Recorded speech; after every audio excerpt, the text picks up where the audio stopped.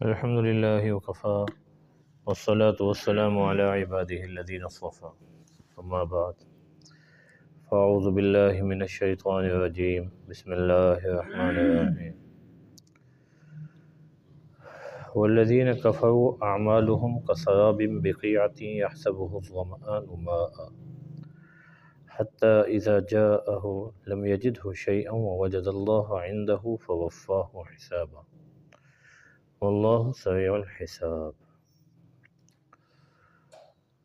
ایک دفعہ دو شریف پڑھ اللہم صلی علی سیدنا و مولانا محمد وبارک وسلم وصلی علیہ۔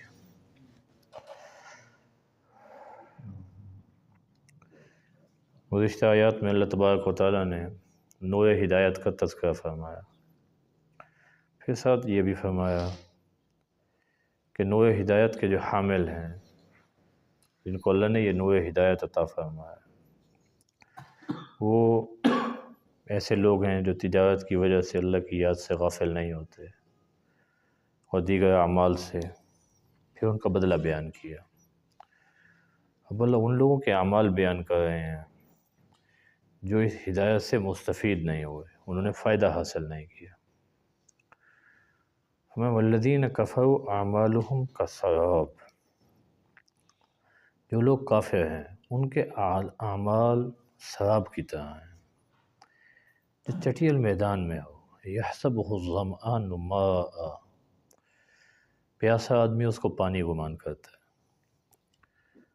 آپ ریتلے علاقے میں سفر کریں یا موٹر وے پہ بھی اگر سفر کریں دھوپ کے وقت میں، بہت دور ایسے دھوپ کی چمک کی وجہ سے ایسے لگتا ہے پانی ہے، اور صحرا میں یہ بہت زیادہ محسوس ہوتا ہے۔ اب چولستان کے علاقے میں جائیں، وہاں جو سیدھی برابر زمین آتی ہے، ڈہر کہتے ہیں اس علاقے میں نا اس کو، اس پہ جب سفر کریں تو وہ کافی فاصلے پہ نا ایسے لگتا ہے جیسے پانی کا کوئی تالاب ہوگا، قریب جاؤ تو کچھ بھی نہیں ہے، اور وہ آگے بڑھتا جاتا ہے، آپ منزل تک پہنچ جائیں گے وہ پانی قریب نہیں آئے گا۔ اب لازمی بات ہے کافر بھی یہاں دنیا میں کچھ اعمال کر رہے ہیں، اب ان کو یہ لگتا ہے کہ ان اعمال کی جزا ہمیں آخرت میں ملے گی، بدلہ ملے گا، لیکن اللہ کہتے ہیں ان کے اعمال کی حیثیت اسی سراب کی طرح ہے، دھوکہ ہی دھوکہ ہے، حقیقت میں کچھ بھی نہیں ہے۔ اور یہی مثال اللہ تعالیٰ نے بدعتیوں کی بھی بیان کی ہے۔ فرمایا فَلَا نُقِيمُ لَهُمْ يَوْمَ الْقِيَامَةِ وَزْنًا، ہم ان کے قیامت کے دن اعمال کا وزن نہیں قائم کریں گے۔ پھر ان کی ایک مثال بیان کی، فرمایا وہ یہاں یہ سمجھتے ہیں انہم یحسنون صنعا، یہاں یہ سمجھتے ہیں کہ ہم اچھے کام کر رہے ہیں، لیکن اللہ کے پاس جب جائیں گے ان اعمال کا بدلہ نہیں ملے گا۔ عمل کے اندر وزن دو وجہ سے پیدا ہوتا ہے، ایک اللہ تعالیٰ نے اس کا حکم دیا ہو اور نبی کریم صلی اللہ علیہ وسلم کے طریقے کے مطابق کیا جائے۔ اگر ایمان والا آدمی وہ بھی کوئی عمل کر رہا ہے اور نبی کریم صلی اللہ علیہ وسلم کی طرف سے اس پر مہر ثابت نہیں ہے، حضور کا طریقہ نہیں ہے، تو اللہ کے ہاں وہ بالکل بے حیثیت ہے، اس کو کوئی فائدہ نہیں ہے۔ وہ ایسے ہی کافر کے اعمال ہیں۔ دونوں چیزوں کو اللہ نے قرآن مجید میں یہی بیان کیا ہے کہ آخرت کے اعتبار سے ان کا کوئی فائدہ نہیں ہے۔ فرق صرف اتنا ہے کہ جو بدعت پہ مبتلا ہے اعمال کا فائدہ نہیں ہوگا، لیکن ایمان کا تو فائدہ ہو جائے گا، نقصان کم ہے۔ لیکن جو کافر ہے اس کے پاس تو ایمان بھی نہیں ہے، اب وہ اس پیاسے کی طرح ہے جو دور سے پانی دیکھ رہا ہے لیکن قریب جا رہا ہے تو کچھ بھی نہیں ہے۔ حتیٰ اذا جاءہ، یہاں تک کہ جب اس پانی کے پاس آتا ہے لم یجدہ شیئا، وہاں کچھ بھی نہیں پاتا، ووجد اللہ عندہ فوفاہ حسابہ، اور جب اللہ کے پاس جائے گا تو اللہ تو اس سے اس چیز کا پورا حساب لیں گے کہ یہ عمل کیسے کیا۔ ایمان کے بغیر تو عمل تیرا معتبر ہی نہیں ہے، اگر ایمان بھی ہے پھر یہ عمل کیسے کر دیا بھائی، نبی کریم صلی اللہ علیہ وسلم سے تو ثابت ہی نہیں ہے۔ واللہ سریع الحساب، اللہ جلد حساب لینے والے ہیں۔ یہ کوئی دور کی بات نہیں ہے، ہر آدمی کی کہانی اس کی سانس چلنے تک ہے۔ جیسے ہی سانس بند ہوئی وہ کٹہرے میں کھڑا ہو گیا عدالت کے، اب اس نے جواب دینا ہے۔ یہ یوں سمجھ لو کہ ظلمات،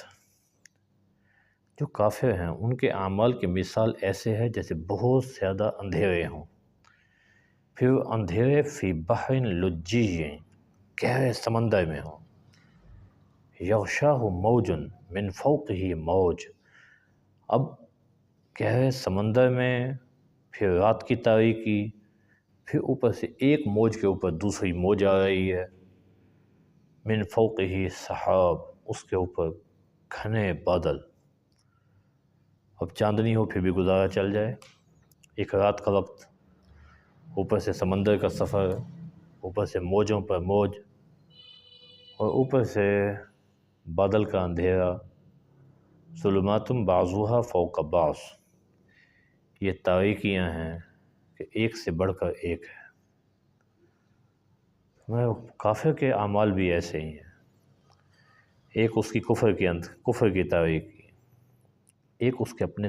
دل میں کفر کی وجہ سے جو ظلمت پیدا ہو جاتی ہے، دل سیاہ ہو جاتا ہے، نیکی کو نیکی نہیں سمجھتا، گناہ کو گناہ نہیں سمجھتا، پھر اوپر سے جب اس کو وحی کی جو انبیاء کی تعلیمات ہیں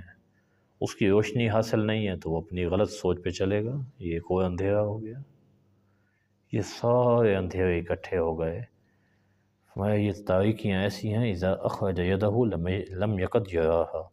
ایسے اندھیرے میں کوئی آدمی اپنا ہاتھ بھی دیکھے تو اس کو نہیں دیکھ سکتا، جب اس کو اپنا ہاتھ نظر نہیں آ رہا تو اس کو اندھیرے میں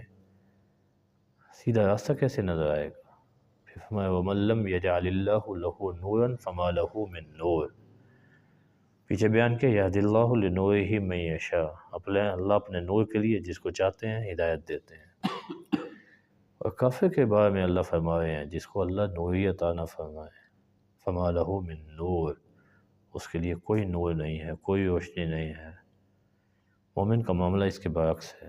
ایمان کا نور ہے، پھر نبی کریم صلی اللہ علیہ وسلم کی تعلیمات کا نور ہے، پھر دل میں جو تھوڑی بہت سیاہی ہوگی وہ استغفار کی وجہ سے دل روشن ہو جائے گا۔ اسی لیے تو ایک صحابی آئے نبی کریم صلی اللہ علیہ وسلم سے کسی چیز کے بارے میں پوچھنے، حضور نے فرمایا استفتی قلبک، دل سے پوچھے نا اپنے، اب انسان کا دل جب کوئی کام کر رہا ہو نا اس میں جو کھٹک پیدا ہو جاتی ہے، فرمایا یہی تو ہے، یہی کھٹک کا پیدا ہو جانا، یہی اس بات کی علامت ہے کہ یہ کام ٹھیک نہیں ہے۔ اس لیے ایمان کی علامات میں آپ نے فرمایا اذا سرتک حسنتک وساءتک سیئتک فانت مؤمن، جب تجھے اپنی نیکی خوشی میں مبتلا کر دے، خوش ہو جائے اس کی وجہ سے، اور گناہ کی وجہ سے طبیعت میں اکتاہٹ اور ایسے عجیب سی کبھی کیفیت ہو جائے، فرمایا یہ تو مومن ہے، کہ اللہ نے ایسا دل میں روشنی دی ہوئی ہے، غلط کام کر کے دل بے چین سا رہ جاتا ہے، نعوذ باللہ من ذالک، اگر ایسی حالت ہو گئی ہے کہ گناہ کا کام کر کے خوشی محسوس ہو رہی ہے تو یہ خطرے والی بات ہے، یہ بہت زیادہ نقصان والی چیز ہے۔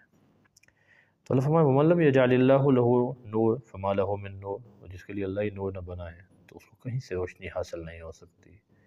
روشنی کے حاصل ہونے کے جو اسباب ہیں، آنکھیں ہیں، کان ہیں، دل ہیں، ان سب پہ اللہ نے پردے اور مہریں لگا دی ہیں، اب کہاں سے نور حاصل ہوگا؟ اللہ ہم سب کی حفاظت فرمائے اور ہم سب کو نور ہدایت عطا فرمائے۔ اس لیے نبی کریم صلی اللہ علیہ وسلم جب صبح تہجد کے وقت بیدار ہوتے تھے یہ دعا پڑھتے تھے، اللہم اجعل فی قلبی نورا وفی بصری نورا وفی سمعی نورا